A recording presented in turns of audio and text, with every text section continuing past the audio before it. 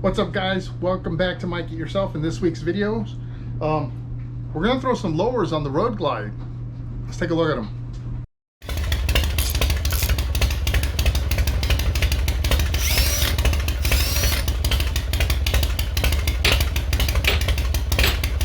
Damn it!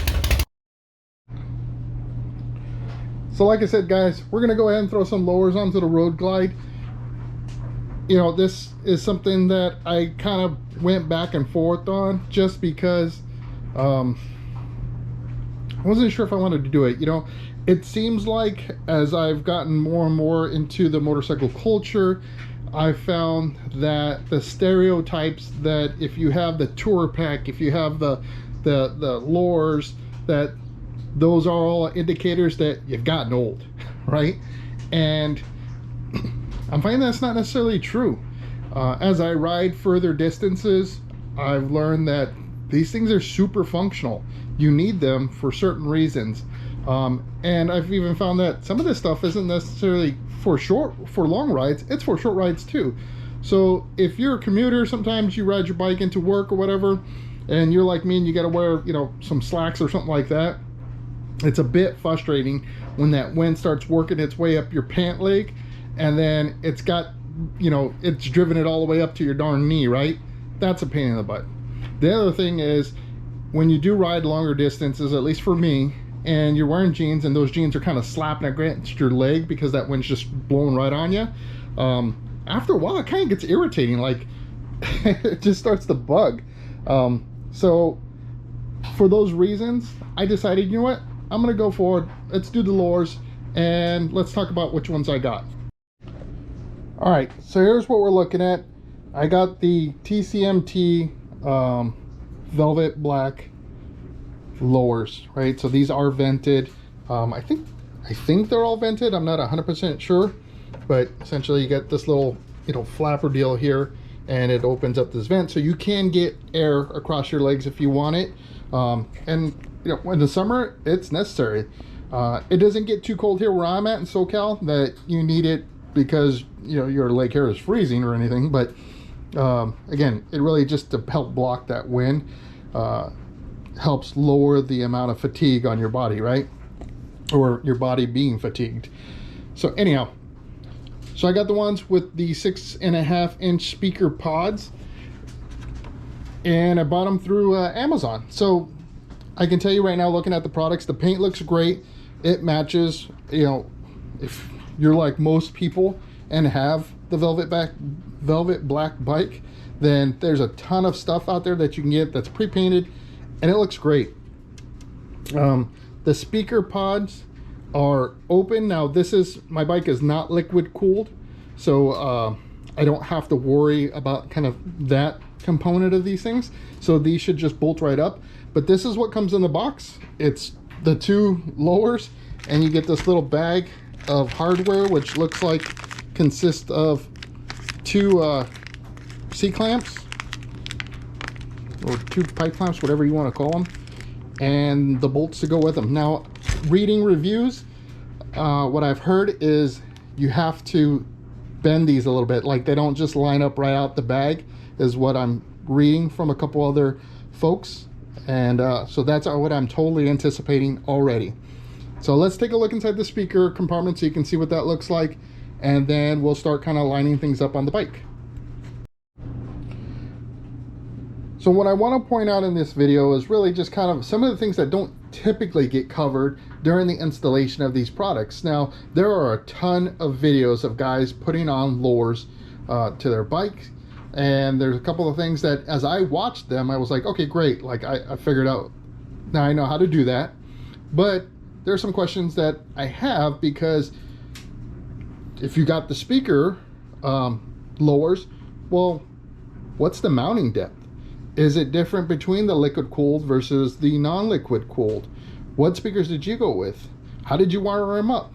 So in this video, what we're going to do is we're going to cover some of those questions, and in a future video we're going to cover the rest of those questions, because I haven't decided what speakers I want to go with just yet. So once that does occur, we'll go over that product and the installation of that. So for now, we're going to go ahead and put these on, but I do want to call out something that really will help drive your decision as to what speaker you're going to get. So looking at this, our mounting depth is about 3.5 to 3.25 inches. So keep that in mind as you start to shop for your speakers. You don't want to get anything that's super deep, right? This is, again, a 6.5. Also important, make sure you get marine speakers. You need something that's going to be waterproof, because if you're in the rain or you just happen to be parked out in the rain, you wash your bike, water's going to get in there. It's going to make its way. You don't want to get your speakers destroyed, so deal with that. Now, there are other videos where guys are doing full installation of amplifiers and all that. That's not what my video is going to be like, but we'll cover that once I decide what speakers we'll go with and go on from there. So for now, what we're going to do is, it looks like, I think we have to remove this bolt here. That'll remove a cover, and judging by what it looks like in here, it looks like there's probably going to be 2 studs on the other side to allow us to run the crash bar through here for mounting. And what I don't know is exactly where this thing falls in for these clamps. So let's get that off and figure it out from there. All right, so let's go ahead and get the back cover off and see what this looks like. So this is looks like a 10mm bolt back there.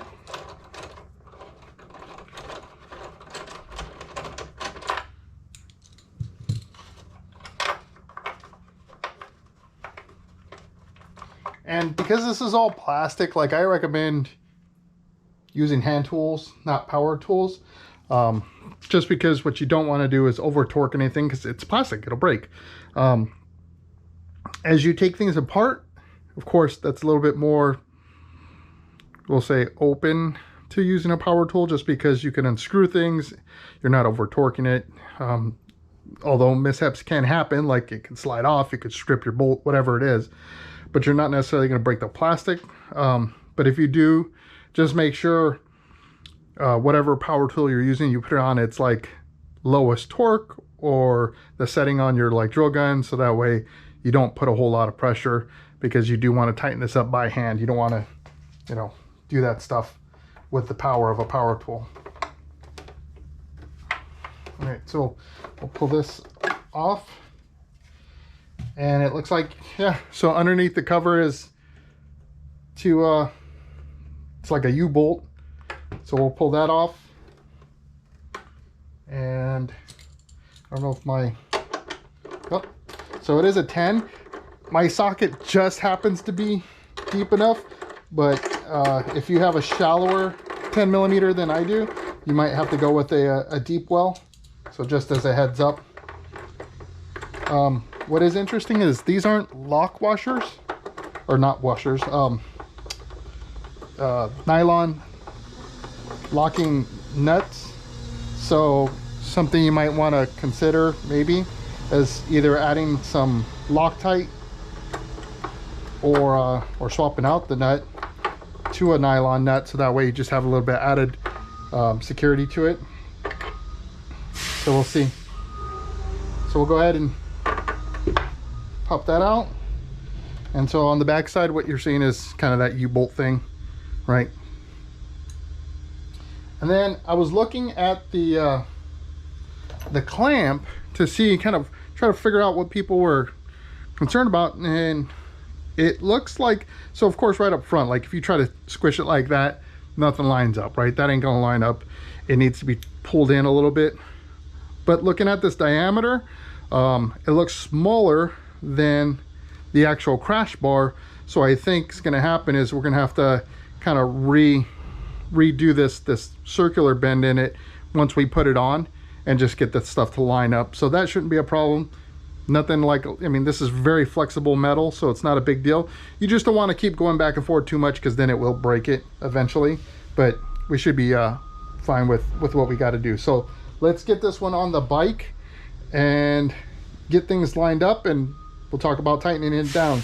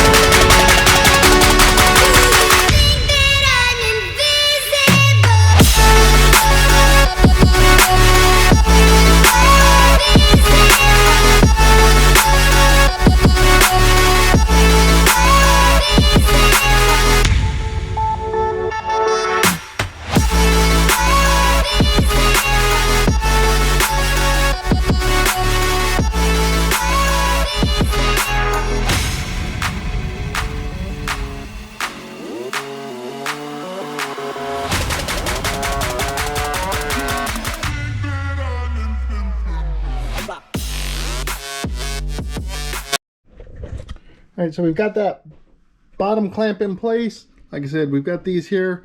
They just need to be tightened a little bit more. I did put just a small amount of Loctite on there, not very much. If they do vibrate loose or whatever, they should get stuck in this cover anyways. But yeah, no big deal. On this, 100% this can be done better. This design is not so great the way the clamp is. So you really, you do have to kind of flex it here and there. So just take your time. I use some channel locks. That way it's just adjustable. You can get that, bigger grip on the entire thing instead of some pliers. And then if you need to kind of like torque it for the bolt to go through, what I used, I just used this to go through. Don't use the screw because you don't want to damage, or the screw, but the bolt, you don't want to damage your threads on that. So something like this, screwdriver or whatever, get it in there and use that to kind of pry and torque it to get the holes to line up, and then you'll be able to get that done. So I'm going to just go ahead and tighten these down, and we'll put this back cover on, which is just through there, that one bolt, and the speaker grill on, and we'll take a look at what this looks like. Alrighty folks, so there you have it. Both lowers are installed. They look decent. Kind of excited because this means now I can try to get those like LEDs that go down there. Those are pretty dope. I like those. That'll be probably a future video there. Got the speaker grills on and plenty of clearance here. I will tell you that the slide on these vents isn't the smoothest. I think it's like all plastic parts. Maybe over time they'll wire down a little bit and it'll become a little easier to move back and forth, but that is something I will call out. You ever have those screws where they're in a place where you start thinking, maybe I don't need them? That's these two. So for the speaker on this side, the speaker grill, these two, you're going to need a stubby, especially if you have the same air intake that I have, to get it in there, right? So that's kind of a pain, but I mean, you just work your way through it. On the other side, we did run into the same thing for this one here. Everything else was really easy to get to. I didn't have to use a stubby, but here I did. So again, I think they look great. I'm really curious to try them out and see how they do with the rain, or not the rain, but with the wind. So you know what that means. Gotta go for a ride. Okay guys, so I hope you enjoyed this video. Again, it's not a complicated installation. It's probably we'll say a level, oh man, it's like a 1.5 damn it, right? Super easy to get done. Just be aware of those couple of things that I pointed out. Again, if you're looking for the speakers, the depth, the mounting depth, I think if you stay 3 inches or less, you'll probably be safe, and we're gonna find out. I'm gonna do some shopping around, find myself some good speakers, and we'll get those installed, wired up. I don't have pre-existing wiring, so that is something I haven't seen around as far as like YouTubers doing videos on, outside of them doing the major like amplifier setups, which I'm not doing. I'm just adding these 2 speakers in. We'll see how it goes. Maybe I need the amplifier, maybe I don't know. So I'm gonna find out though. That's a future video. But outside of that, throw a little bit of blue Loctite on there just to make sure. And when I mean little, like literally like a drop. Like don't cover the entire bolt or screw or whatever in that stuff. And yeah, we'll get some miles on this thing, see how the pant legs do, and hopefully in about a month I'll have some good feedback for you. So I hope you enjoyed the video. If you did, hit that thumbs up. If you enjoy my content, love to have you join our community. If as you saw me do some of these things, you see a better way to get it done, or an easier way, please provide your feedback in the comment section. I know there's more than one way to skin a cat, and if you can show me a easier way to do it, I'm more than obliged to take that advice. So until that next video does post though, I hope to see you in the wind.